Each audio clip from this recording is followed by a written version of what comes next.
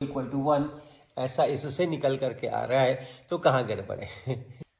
तो कहना इनका ये है कि अगर 1 पे पावर 0 लगाते हैं तो भी 1 आता है, और 1 पे पावर 1 लगाते हैं तो भी 1 आता है, अर्थात 1 पे पावर 0 इज सेम एज 1 पे पावर 1, और इससे चूंकि बेस सेम है इसलिए 0 इक्वल टू 1 ऐसा इससे निकल करके आ रहा है, तो कहाँ गड़बड़ है? So the powers are same, इसी में गड़बड़ है। और केवल जब बेस 1 है उसी समय गड़बड़ है, बाकी कभी गड़बड़ नहीं है। तो ये जो रूल पढ़ते हैं, ये रूल जब बेस 1 हो उसके लिए नहीं है।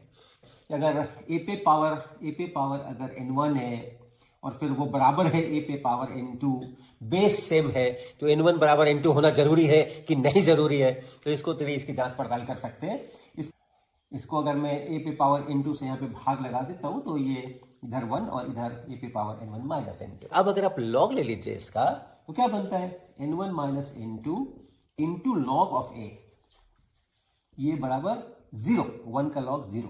तो या तो ये 0 हो सकता है और या तो ये भी 0 हो सकता है, दोनों में से एक भी अगर 0 हो गया तो ये आपका इक्वेशन बिल्कुल सही चलता है।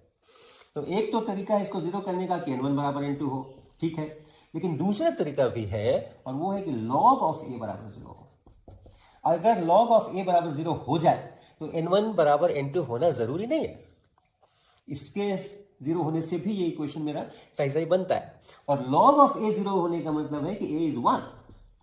तो अगर बेस 1 है, बेस अगर 1 है तब n1 बराबर n2 होना जरूरी नहीं है, लेकिन अगर बेस 1 नहीं है, log a 0 नहीं है, तब तो फिर n1 माइनस n2 को 0 होना ही पड़ेगा, और तब n1 बराबर n2 जरूर होगा। तो आप इस नियम का उपयोग तभी करें जबकि आपका बेस 1